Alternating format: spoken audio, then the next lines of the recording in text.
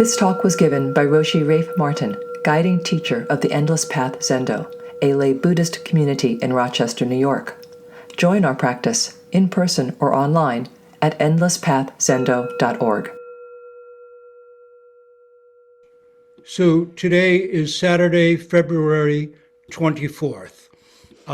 The pilgrims, our Dharma brothers, sisters, and cousins from Vermont, Toronto, Costa Rica, and of course Rose from Endless Path Zendo, are back in the U.S.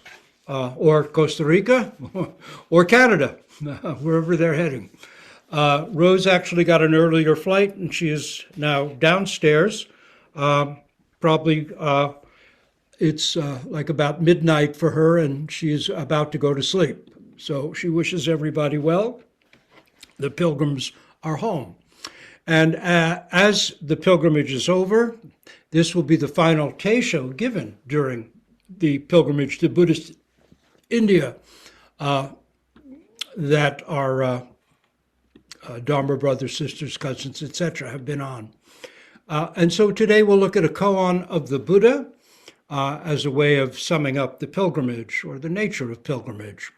And today we'll look on case 92 of the Hekiganroku, the world honored one ascends the seat. In it, his magnificently vast and cosmic realization, originating in ancient India, is transformed by the Zen eye of China into something particular and specific.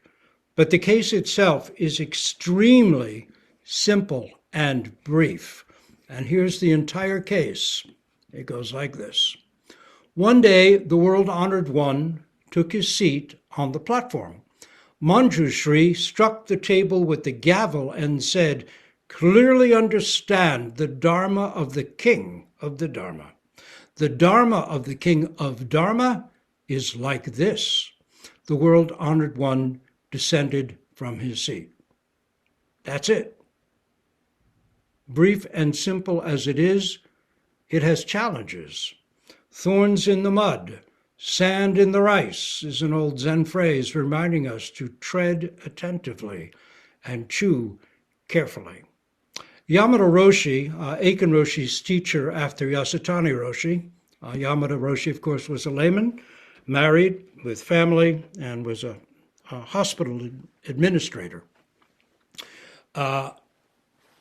Wrote commentaries, gave teishos on every case of the Hekiganroku. It was never published, but I and several others, and anyone in the Diamond Sangha, usually has a set of his teishos. And so I want to quote a bit from that, his teishos on the Blue Cliff record.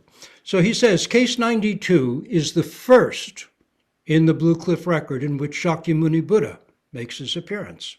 Not till almost the end of the 100 cases, as the first time the Buddha himself appears in the Blue Cliff record. It also appears as case number 1 in the book of Equanimity, the Shoyoroku.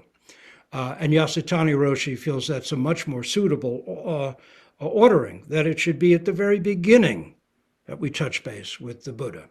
However, here's a bit on the ascending the rostrum. It appears that in earlier times, again, this is Yamada Roshi, masters would ascend to a rostrum elevated some distance above the ground, like a platform. And of course, a number of Zen places would have a little platform, even now, wooden, like a little platform that the teacher would speak from, a little bit raised over the assembly. The gavel in this case is probably a lower portion octagonal in shape, maybe 3 or 4 feet high, 5 or 6 inches wide, which was struck with a smaller wooden gavel of the same basic shape to signal attention.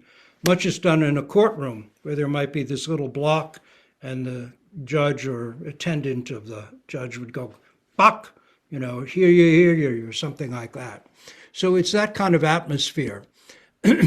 He goes on, if a teisho were to be presented with all the pomp and ceremony which once attended it, then a gavel master, a person usually on the same level of attainment and virtue as the teacher, strikes the gavel 3 times, and this is the old days would say, all of you worthies gathered here, observe now the primary principle. The primary principle is the real fact, the true reality, which cannot be encountered in thought. Concept is not a demonstration.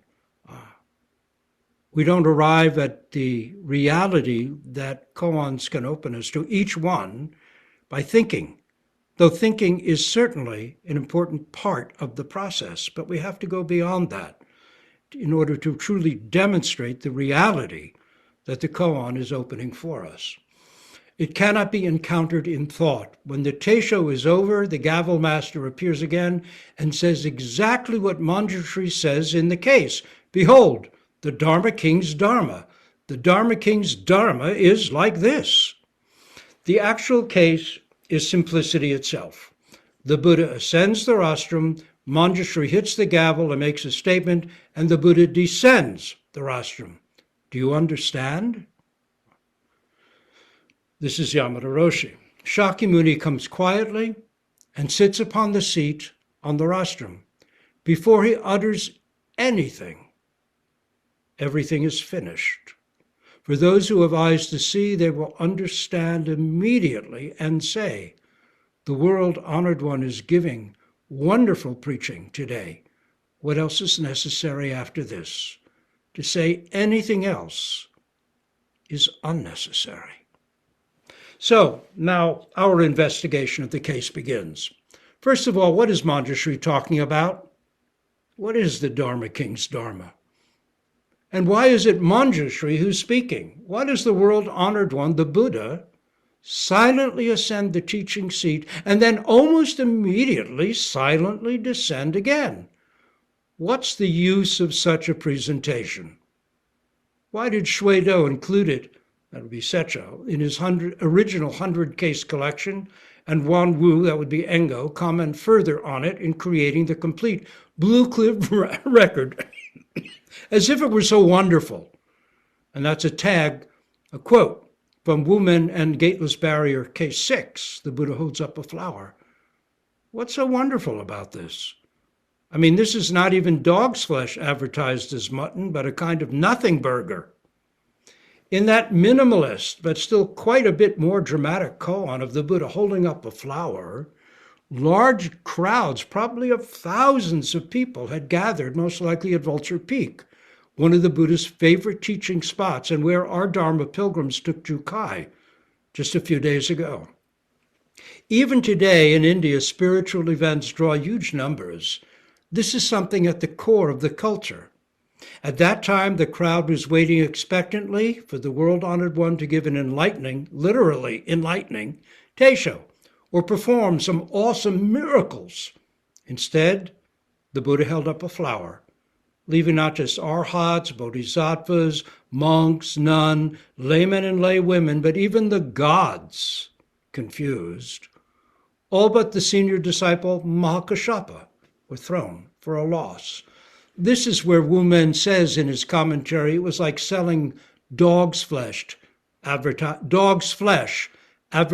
as mutton, as if it were so wonderful. The Buddha, in short, was supposed to be presenting something great, something to move, awe, or help liberate suffering beings, something wonderful, something that would free others from the endless harm and suffering caused by the insidiously dualistic delusion of self and other. That, after all, was his life's mission.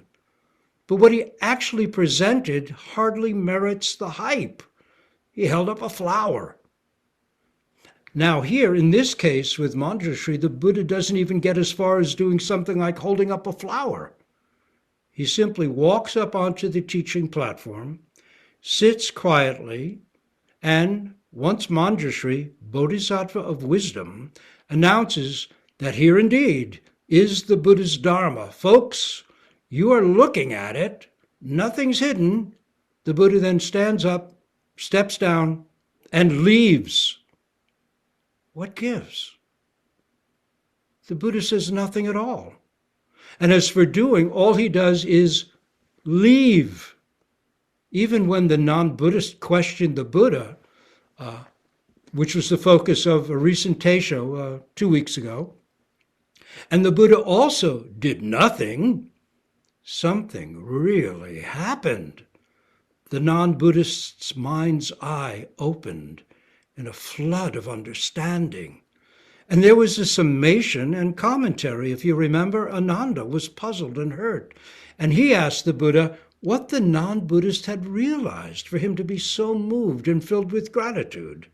And the Buddha responded with the metaphor of the differing horses, acknowledging the sharpness and ripeness of various minds. And then, too, it's not the Buddha, but the non-Buddhist who got up and left. In this case, that minimalism is reduced even further. The Buddha not only does nothing, but he himself leaves, and no comment, no summation follows. The only words are Manjusrī's, which precede all the action. And this time, it's not a crowd or someone in the case, but we ourselves who are left puzzled and confused. We're the ones left holding the bag. There is no surrogate, no stand-in. We must face the situation nakedly, without intermediaries. Like the Buddha, like Zen itself, this little koan offers so little, we might as well call it nothing. The great jazz comedian and surrealistic stoned storyteller known as Lord Buckley, he used to perform in nightclubs in the 50s and early 60s. Quite astonishing use of language, really out there. Lord Buckley did a great solo performance storytelling riff on the Spanish conquistador, Cabeza de Vaca. If you know his story, he was shipwrecked on the coast of Texas in the 1600s, and he lost everything, even himself. And having lost himself completely, having absolutely nothing from this traumatic experience, he became a healer among the native peoples of the Southwest. It's an extraordinary story. In telling of his life, Lord Buckley says, to have nothing, you must have nothing! And he just shouts it, and it blows everything away. It's just a great line. You see, nothing turns out to be something, after all. We start with the nothing this koan offers. To begin, what is this essential Dharma of the king of the Dharma? And who is Manjusri? Why is he the spokesperson? And finally, why does the Buddha leave? He's hardly even arrived and he's already gone. Is he miffed? Did he have an appointment elsewhere he suddenly remembered? Was he signaling approval or disapproval of Manjusri's summation? And what does his leaving mean? What kind of Dharma is this?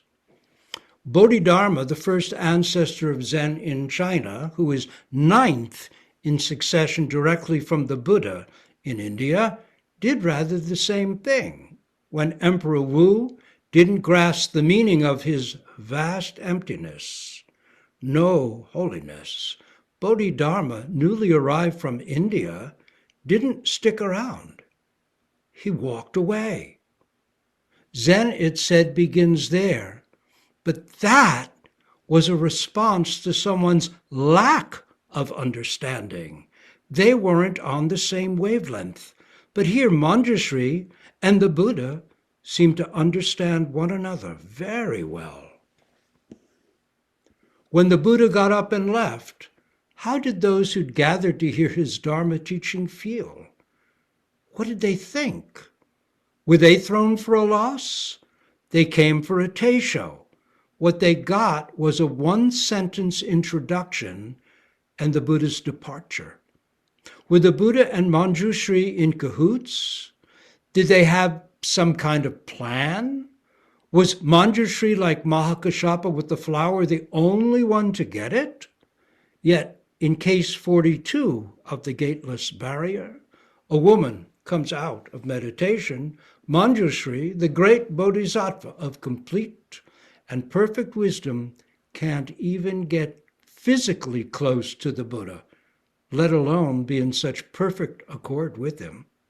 In that case, we find this. Manjusri addressed the Buddha and asked, "How can the young woman get near the Buddha's seat when I cannot?" The Buddha replied to Manjusri, "Awaken this young woman from her Samādhi and ask her yourself." Manjusri walked around the young woman 3 times, snapped his fingers once, took her up to the Brahma heaven, and exerted all his supernatural powers, but he could not bring her out. The world-honored one said, even 100,000 Manjushris could not awaken her. Now, Yamada Roshi tells us some useful things about Manjusri. Here's what he writes. Manjusri was a Buddha who returned to the rank of bodhisattva to save others. In other words, he descended. He came down. The same can be said about the bodhisattva Avalokiteshvara, or Kanon, and probably holds true for the bodhisattva Kshitigarbha, that is Jizo. It seems to be true for all bodhisattvas in that class referred to as great bodhisattvas or Maha bodhisattvas. They descended. They came down from a higher rank. Manjusri is furthermore known as the teacher of the 7 Buddhas, those Buddhas of the past whose ranks include Shakyamuni. Needless to mention, there are not just 7 Buddhas, their numbers are limitless, something probably difficult for you to understand. However, given how time is essentially without beginning and end, it is not unreasonable to assume that countless individuals practicing from the beginningless past have gone on to become Buddhas.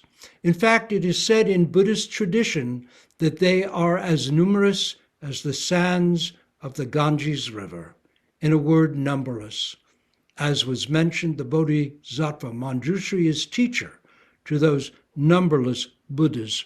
Let me interject a bit of scientific data here. Speaking of beginningless time, our solar system, it's estimated, began about 4 billion years ago.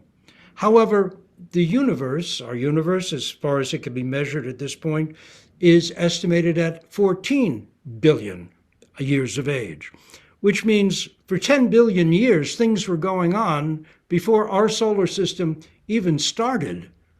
I wonder what was happening in all those billions of years. When you think of beginningless time and numberless Buddhas, what was happening? In any case, to return to Yamada Roshi, Manjusri is also the symbol of enlightenment. To become a Buddha, it is necessary to pass through the stage of bodhisattva, and this means having attained enlightenment. Since there is no one who has attained Buddhahood without attaining enlightenment, it is for this reason that Manjusri, the symbol of enlightenment, is the teacher to all the Buddhas. Though he takes the form of a bodhisattva, he differs not at all from an actual Buddha when it comes to the depth of his realization. Thus, whatever he says will be perfectly fitting for anything which Shakyamuni Buddha says. So again, what is Manjusri's just this is the Dharma-King's Dharma. How might you present this fundamental truth of the Dharma-King's Dharma? And again, what is the point of the Buddha, the Dharma-King, saying nothing and leaving? Daishi, greatly enlightened layman, did something very much like this, which appears as koan 67 in the Blue Cliff Record. Now, a bit of background on Daishi. Not layman Pang, Daishi, another great enlightened layman. The Bodhisattva Shanhui, better known as Fudaishi, born in 497, was one of the most extraordinary figures in Buddhism. I'm quoting from John Wu's book, The Golden Age of Zen, which is on the Tongara teachers, and an important precursor of the school of Zen. This was around the time of Bodhidharma, before the Zen school really got going, but he was already an enlightened bodhisattva and a layman. Once he was invited by Emperor Wu, who later on Bodhidharma visited, who reigned from 502 to 549, to give a lecture on the Diamond Sutra. No sooner had he ascended to the platform, very much like our case with the Buddha, he wrapped the table with his rod, or kotsu, and descended. The poor emperor was lost in amazement. Yet Shanhui asked, "Does your majesty understand?" "I don't understand at all," replied the emperor. "But the Daishi, or Fudaishi, has already finished his teisho," Shanhui, who was in attendant and a wise one, remarked. On another occasion, as Shanhui was delivering a teisho, the emperor arrived and the whole community rose to show their respect. Only Shanhui remained seated without any motion. Someone took him to task. I guess Shanhui was another name for Fudaishi, so that sentence is a little awkward. In any case, only Shanhui remained seated without any motion. Somebody took him to task, saying, "Why don't you stand up when His Majesty has come?" And Shanhui said, "If the realm of the Dharma is unsettled, the whole world would lose its peace." One day, wearing a Buddhist cassock, a Taoist cap, and Confucian shoes, Fudaishi came into the court. The emperor, amused by the motley attire, asked, "Are you a Buddhist monk?" Fudaishi pointed at his cap. That was a Taoist cap. "Are you then a Taoist priest?" Fudaishi pointed to his shoes that were Confucian. "So you are a man of the world?" And then he asked, and then he pointed to his Buddhist robe. And then he said to have improvised a couplet on the occasion.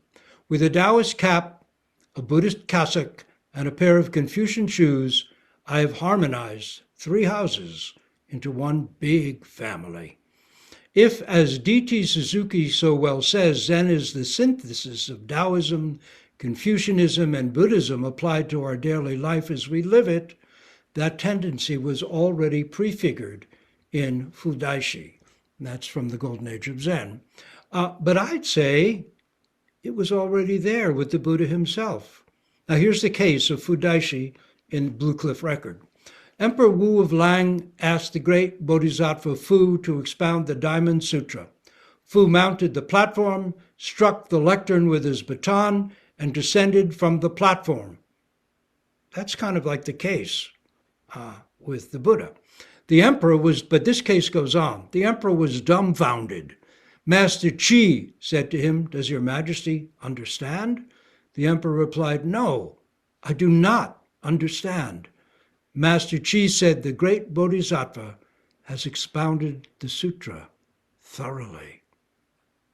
The Diamond Sutra, which is what he was asked to expound, says, "Like a cloud, like a drop of dew, like a dream, a fantasy, a flash of lightning, so should we regard all things.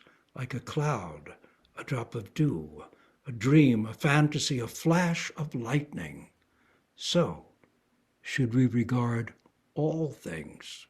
This is what the layman Fudaishi expounds and leaves. His own enlightenment verse is well known in Zen circles and serves as one of our introductory koans. "Empty-handed, I hold a hoe. Walking, I ride a water buffalo. Walking over the bridge flows, and the water is motionless." Walking over the bridge flows, and the water is motionless. He had stepped beyond the relative world, where things are seen only in comparison to one another. The koan of Daishi expounding the Diamond Sutra seems similar to this one of the Buddha getting up and leaving. But is it? Does it make the same point or not? There is a famous stone carving of the Buddha, in which we have a small wooden replica of downstairs. It shows the Buddha seated, his hands in front of him in a teaching mudra.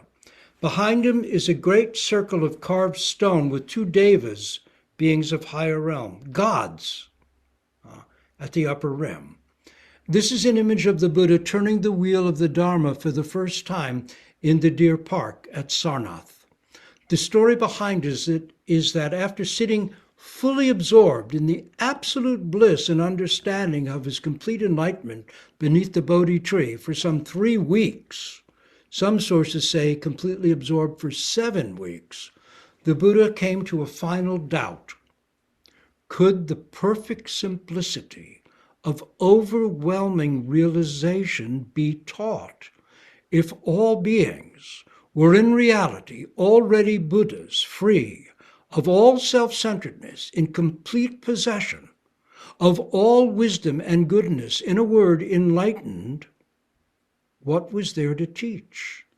And if all self-centeredness was entirely gone, in fact, had never been there from the beginning in reality, what self was there to offer such teaching, and what self would receive it?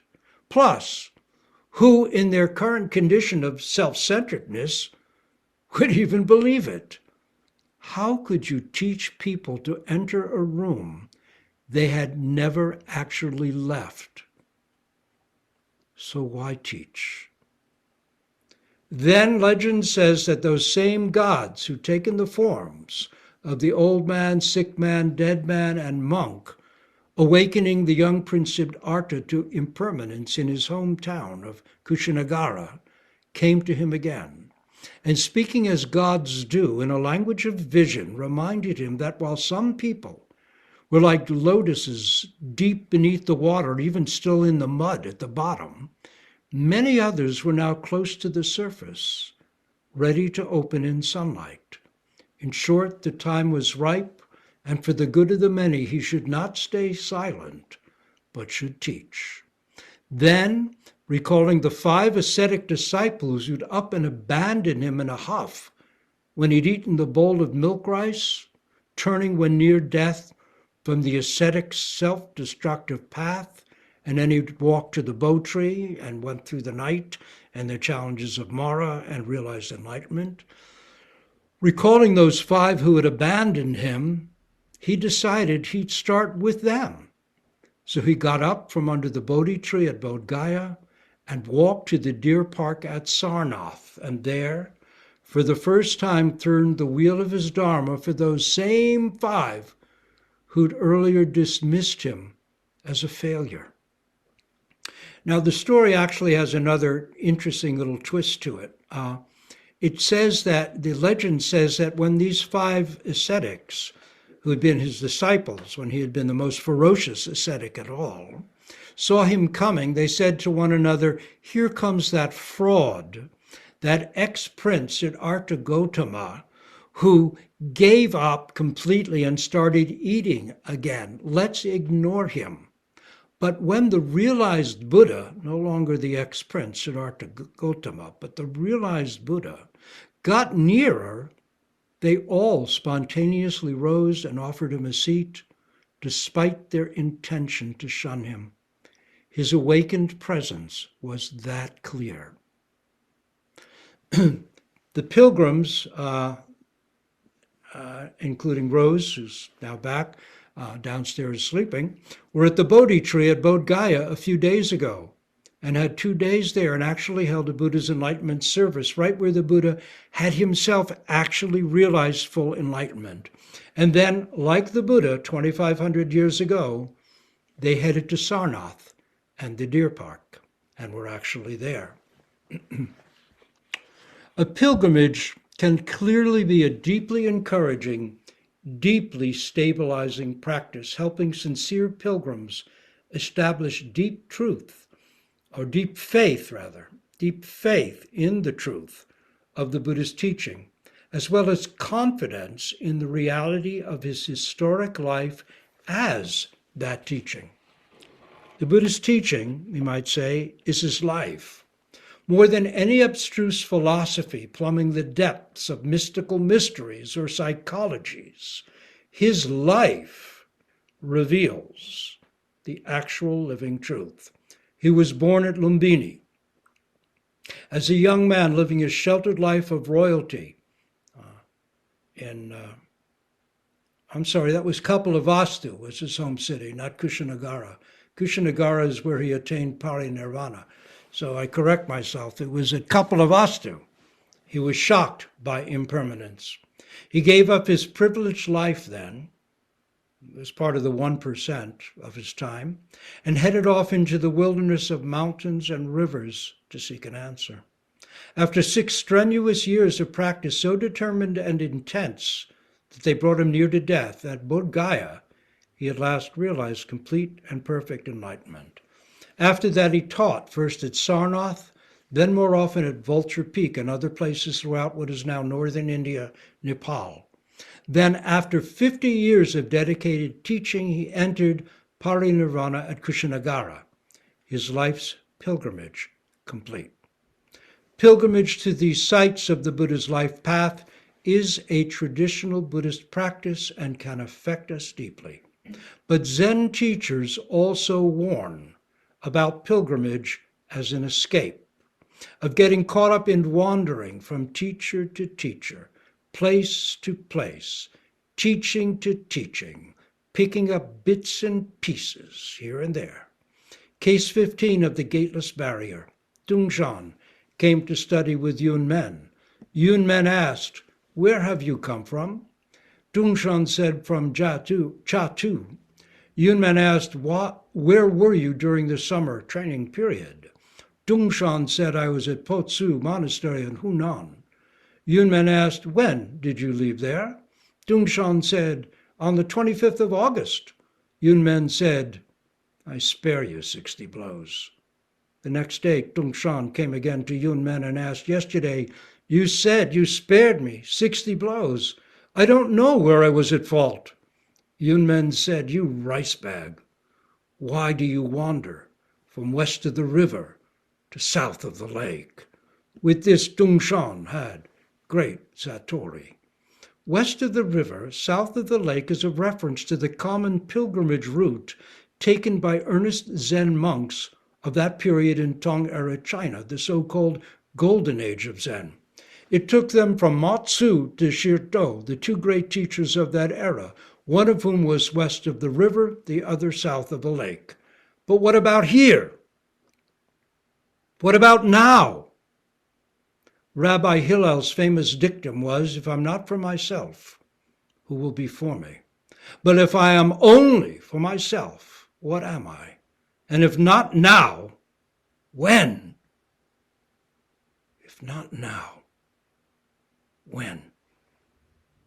Where does it all stop? When does it all stop? When does all that uneasy, restless seeking, that internal as well as external wandering, finally come to an end? And we see at last truly and clearly where and what we are. How many times in one round of Zazen does our mind wander? How often, even in a sesshin we've prepared well for, we're looking forward to, might we find ourselves wishing it was simply over? Or we find ourselves dreaming of things long gone, or things to come, or even thinking about the next sesshin and how it will be oh so much better. Go ask Alice, who discovered there was jam yesterday and jam tomorrow, but no jam today. But what about today? Case 20 of the Shoyo-roku, or Book of Serenity, sums up the issue succinctly. Jizo asked Fa-Yan, or Ho-Gen, "What are you up to these days?" Ho-Gen said, "I am wandering at random." Some translations for this read, "I am going on pilgrimage." Jizo said, "What do you expect from wandering or from your pilgrimage?"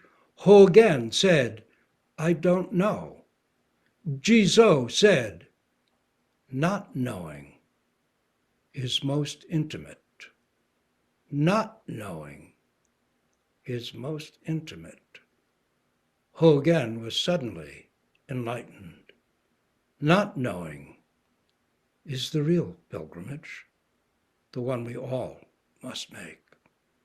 Practice realization is the best foundation for a pilgrimage to India and the sites where the Buddha lived, awoke, and taught, as well as to China, Japan, or Korea, where our deeply awakened Zen ancestors taught and practiced. Those are places of power.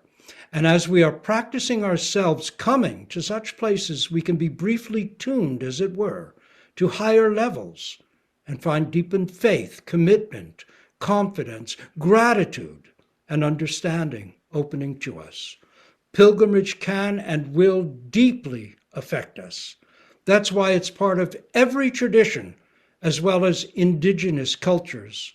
Awareness of such power spots goes way back. I think of Altamira, Lascaux, and Chauvet as just three of many of the Paleolithic caves that seem to have been pilgrimage spots. Clearly, human beings have known for a long time that we benefit from connecting and from aligning ourselves with such places.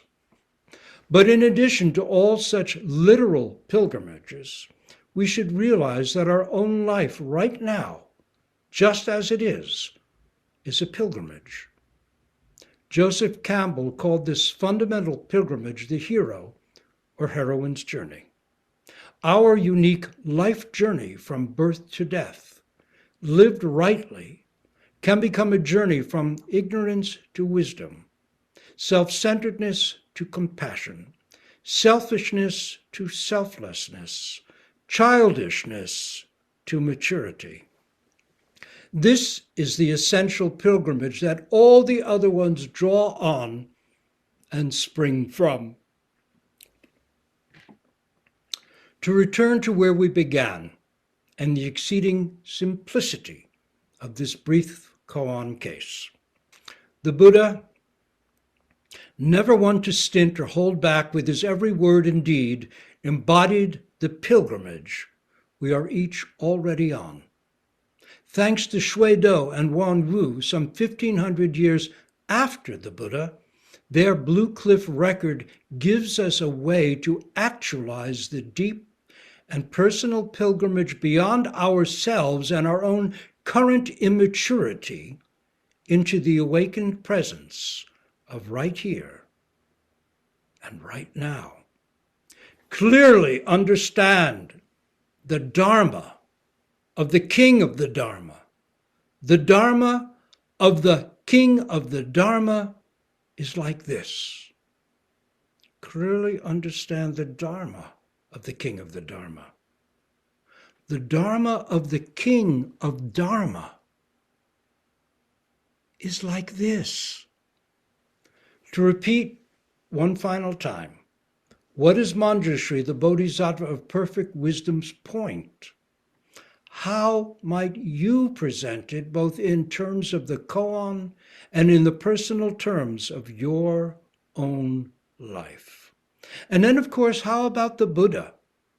What's the meaning of his first taking a seat, then silently getting up and leaving? What is your understanding of this? And how would you, through your own ongoing practice realization of this very life, intimately realize and present the profound Dharma of the Dharma-King, which the Bodhisattva of wisdom himself assures us, to put it simply, is like this. In this koan, the two pilgrimages become one. Meeting the Buddha, we establish faith in his living reality and teaching as the embodiment of Dharma. Meeting ourselves, we gain the confidence to live this truth and be of benefit to all beings, accepting our own flawed self as the agent of Dharma. in this commentary on in his commentary rather, on the final precept of our Jukai ceremony, not defaming the three treasures, Dogen writes, the teisho of the actual body is the harbor and the weir. Weir is like almost like a fish trap near the shore, or a way the water is controlled so it can flow. The harbor and the weir, the teisho of the actual body, the Dharma-Body. Case 82, Blue Cliff Record. A monk asks, the physical body rots. What is the eternal Dharma-Body?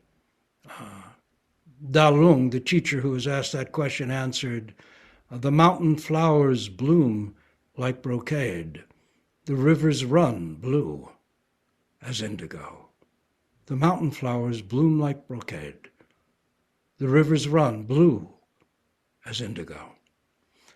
Dogen writes, the teisho of the actual body is the harbor and the weir.